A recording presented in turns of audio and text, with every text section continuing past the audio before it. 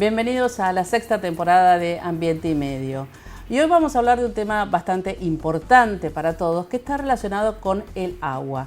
El agua es un elemento vital, lo que estoy diciendo no es nada nuevo, es un elemento vital para los seres humanos, para la higienización, para la alimentación, también para los ecosistemas. Lo hemos visto durante el 2020 con el tema de la pandemia, con el tema del virus, la importancia del agua, sobre todo el agua potable, para higienizarnos y no contagiarnos con el virus SARS-CoV-2. La noticia, digamos, estamos hablando del agua, a todos nos parece importante, todos creemos que abrimos la canilla y la tenemos, pero a fin del año pasado, a principio de diciembre, se conoció una noticia que finalmente no es tan nueva, pero que llamó mucho la atención de los medios de comunicación, que tiene que ver con la mercantilización del uso del agua en los mercados de futuro de Wall Street. ¿Esto qué significa? Que uno compra el agua a un precio hoy para, cuando la necesite, ese uso del agua, sobre todo para los agricultores, sostener el precio. Esto, dije recién, llama mucho la atención porque el agua es un bien público y es un derecho humano, según lo que resolvió las Naciones Unidas en el año 2011. Por eso, para charlar y entender un poco más hacia dónde vamos con estas situaciones de empezar a mercantilizar los bienes de consumo, los bienes de uso común, estoy vía Zoom conectada con Guillermo Folguera. Él es biólogo y filósofo. Hola Guillermo, ¿qué tal? ¿Cómo estás? Gracias por estar con nosotros en Ambiente y Medio. Hola Gabriela, ¿cómo estás? Lindo estar en contacto y gracias por pensar y comunicarse conmigo. Bueno, justamente dijiste pensar y esto es lo que tratamos de hacer también en este programa con las entrevistas, porque lo primero que me gustaría es tu reflexión con respecto a qué significa esto de comercializar algo que es un derecho humano básico. Claro, y lo pusiste en tu presentación, lo pusiste en juego. Significa una dicotomía que uno sabe que en los sistemas económicos y políticos existen, pero que esto lo expresa dramáticamente, que es algo tan esencial como el agua, que evidentemente funciona de manera sustancial para que podamos vivir, que podamos hacer lo que hacemos cotidianamente y que la naturaleza lo mismo, si se trata de un bien o un derecho, como lo planteaste, o se trata de una mercancía.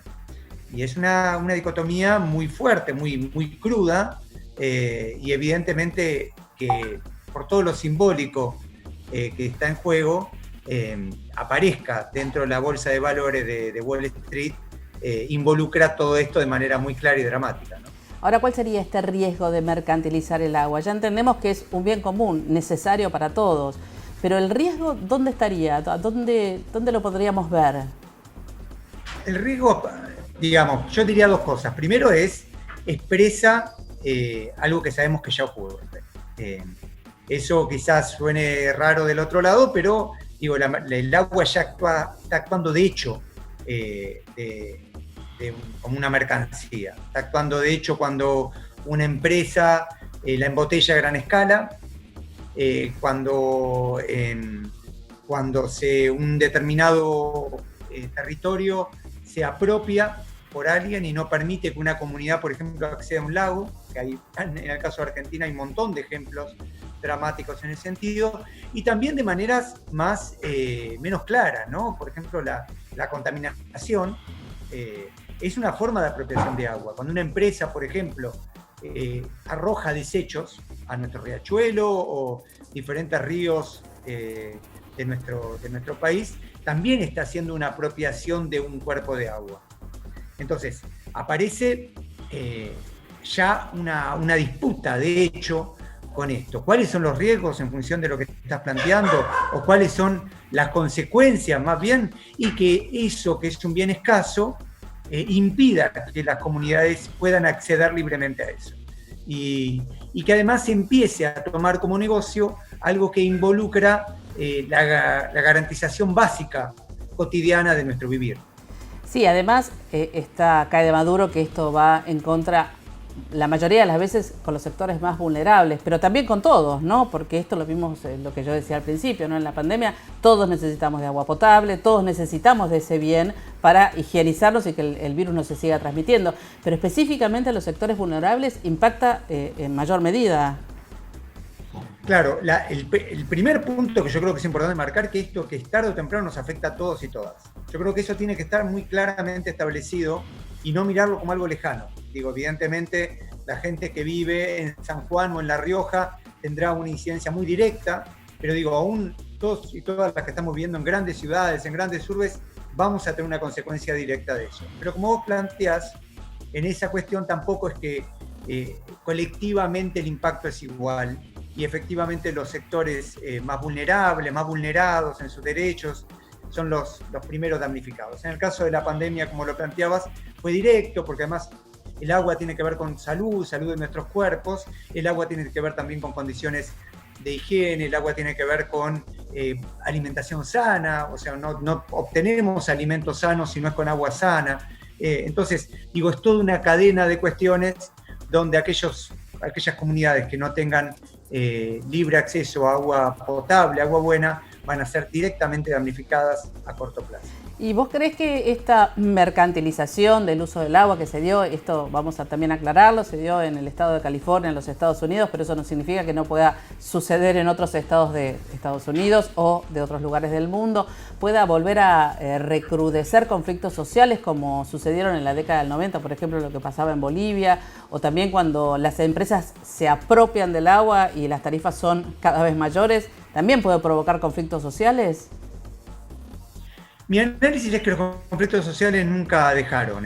Yo veo un nivel de conflictividad muy alta. De hecho, en marzo estábamos organizando la Marcha del Agua. Al final se suspendió cuando entraron las medidas vinculadas con la pandemia. Y cuando uno rastrea a lo largo y ancho del país y del continente, los conflictos territoriales en gran medida tienen que ver con temas de agua. Como decía, a través de la contaminación de cuerpos, a través de la apropiación, a través de técnicas que, por ejemplo, con el fracking, que uno sabe que va a terminar incidiendo en mayor o menor medida. Pero digo, me parece que los conflictos no han dejado. O sea, la pregunta entonces que haría es, ¿uno esperaría que vayan a recrudecer, que aumentar en cantidad y en intensidad? Yo creo que sí. Yo creo que sí. Y por eso también muchas de las cuestiones que se han planteado en el año que ha pasado, por ejemplo, el proyecto de megafactorías para exportar carne porcina a China, también tuvieron como un lugar emblemático, por ejemplo, los millones de litros de agua que consumen un proyecto de ese orden, o el proyecto de megaminería, o el proyecto vinculado con los agronegocios. Yo creo que son todos elementos que a corto, mediano, largo plazo involucra el agua como bien, como derecho o como mercancía, como pregunta sustancial. Porque también algo que estás diciendo, a veces la línea es muy fina entre lo que se necesita para producir, porque no podemos negar que hay una necesidad para determinada producción, y lo otro, ¿no? Las megaproducciones que tenemos que poner en la balanza. ¿Qué agua necesitamos para producir qué? Exactamente. Y aparece la pregunta por las políticas públicas. Claro. ¿No? O sea, ¿qué políticas públicas necesitamos? ¿Con qué objetivos? ¿Con qué finalidades? La pandemia ha mostrado muy claramente, por ejemplo, que la prevención es un elemento fundamental. Para prevenir necesitamos comunidades que estemos bien físicamente, por ejemplo, y mentalmente. Y ahí necesitamos el agua. Las comunidades que no han tenido acceso a agua, por ejemplo, con niveles de hacinamiento altos, con el caso de la Villa Miseria en gran parte de las grandes urbes, han sido las primeras damnificadas en todo este tema, y también con el tema de la higiene. Así que sí, efectivamente se trata de una pregunta sustancial, una pregunta fundamental, en donde las políticas públicas que toman los estados en juego en gran medida tiene que ver con la pregunta acerca del acceso al agua y a la calidad del agua. La última te hago, Guillermo, y por supuesto agradecerte estar con nosotros acá en Ambiente y Medio, es ante la necesidad de lo que estamos hablando, la cantidad de millones de personas en el mundo, miles de millones de personas en el mundo que no tienen acceso al agua, no solo en la Argentina este problema, ¿te parece fundamental considerar o empezar a pensar una ética del agua, una ética universal? ¿Existe, no existe? ¿Se le da bolilla a eso? Interesante la pregunta.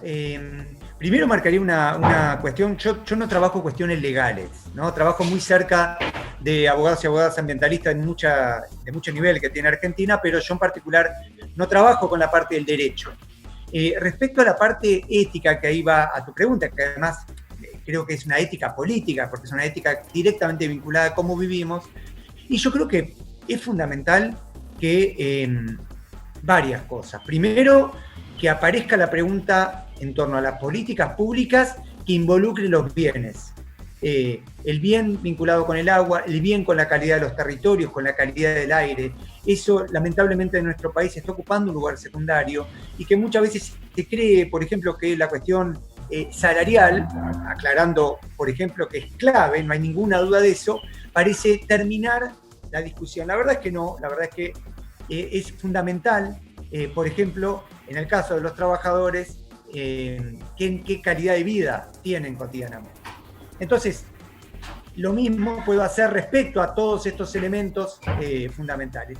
Le agregaste un adjetivo a ética que preguntás por lo universal y entonces a uno de alguna manera le hace sintonía con los que fueron ciertos derechos universales, ¿no? en la década del 50 en juego.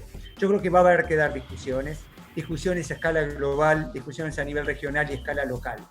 En todos los planos, yo creo que aparece la pregunta cómo vivimos como humanidad en general, qué nos pasa como sudamericanos y sudamericanas, y en particular en el caso del territorio argentino.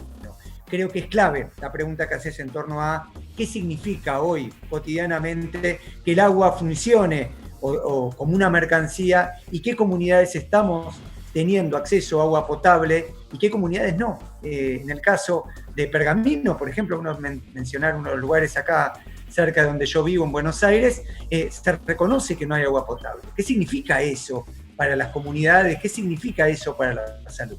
Así que el agradecido soy yo porque hayas abierto esta pregunta fundamental, Gabriela, y creo que es clave que oyentes de todo el país que te están escuchando y televidentes tomen en cuenta esto, lo fundamental para nosotros y nosotras y para nuestros hijos e hijas en juego. Seguramente. Bueno, para eso estamos acá, ¿no? Para charlar, para concientizar, para conversar y para, bueno, sin tener razón, querer por lo menos considerar estos bienes comunes que son tan importantes para nosotros. Te agradezco, Guillermo, mucho esta conversación y seguramente en alguna otra oportunidad vamos a estar acá charlando nuevamente en Ambiente y Medio. Muchas gracias por estar.